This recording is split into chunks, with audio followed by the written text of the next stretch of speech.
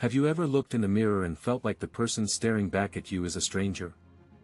Like there is a massive, unbridgeable gap between who you actually are on the inside, and the version of yourself you show to the world?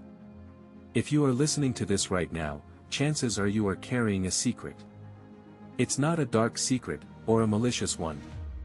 In fact, it's quite the opposite. Your secret is your greatness. Your secret is your true potential, your raw talent, your capacity for boundless love and massive success.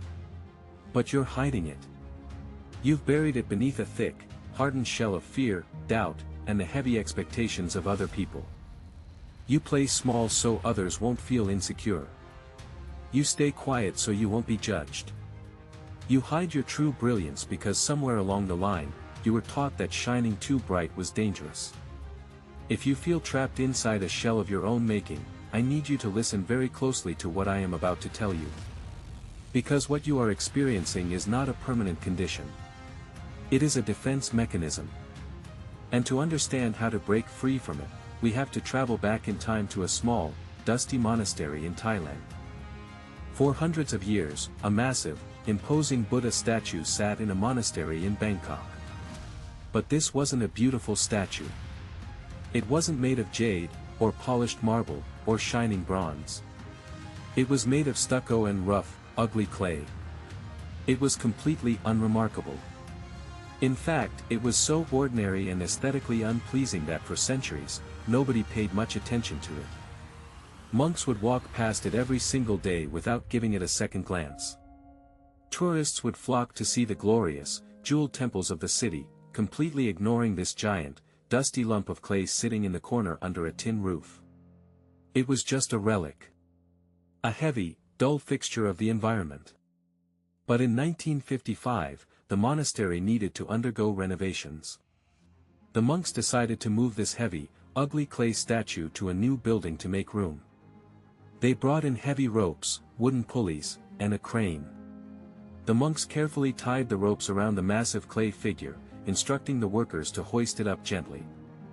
It weighed several tons, and the ancient clay was brittle.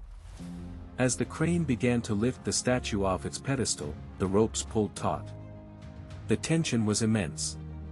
And then, disaster struck. The ropes slipped.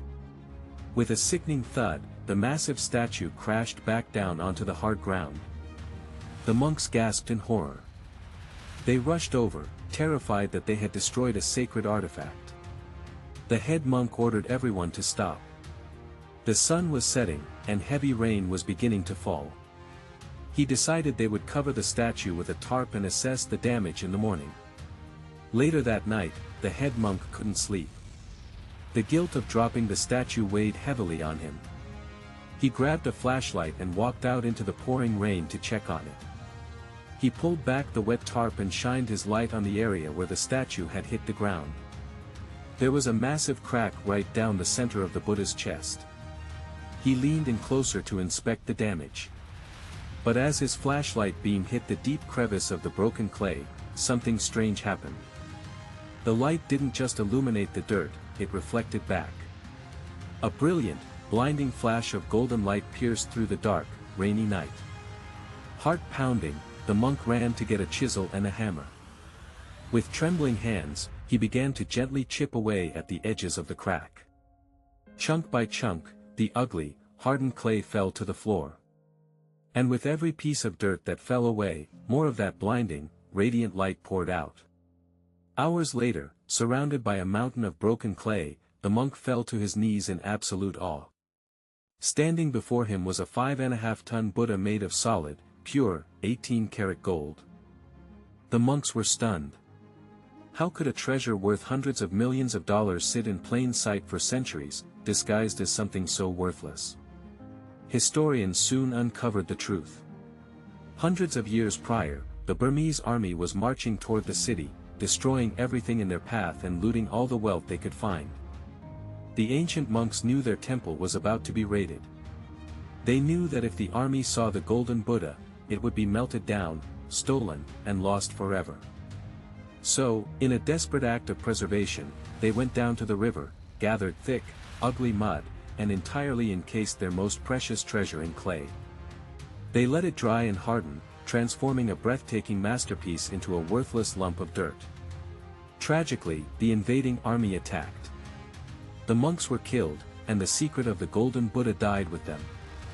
For the next 200 years, the statue was moved, ignored, and neglected. But the clay did exactly what it was supposed to do. It protected the gold.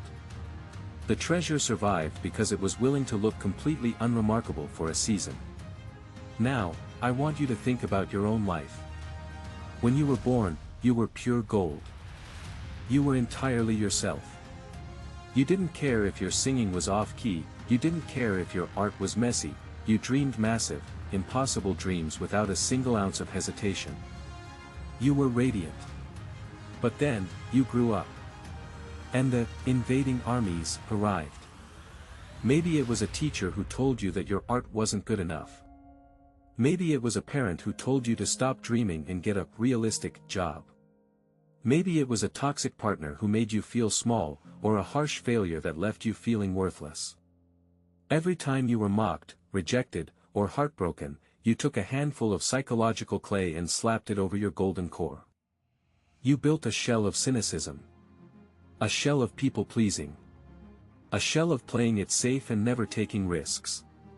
You covered your brilliance in a thick layer of ugly, hardened clay just to protect yourself from getting hurt again. And it worked. The clay kept you safe. It allowed you to survive the armies of judgment and failure. But here is the most important thing you will hear today: the war is over. The armies are gone. You are an adult now. You are in control of your own life, but you are still walking around in the heavy, restrictive armor of your past. It is time to drop the statue. It is time to let the hardships of your life crack that outer shell. Let the failure happen. Let the rejection happen. Because it is only through the cracks in our armor that our true light can finally shine through. Grab your hammer and chisel. Start chipping away at the limiting beliefs that tell you you aren't good enough. Chip away at the fear of what other people think. Chip away at the need to fit in. Thank the clay for protecting you when you were vulnerable. But tell it that it is no longer needed. Stop settling for an unremarkable life when there is a masterpiece hiding just beneath the surface.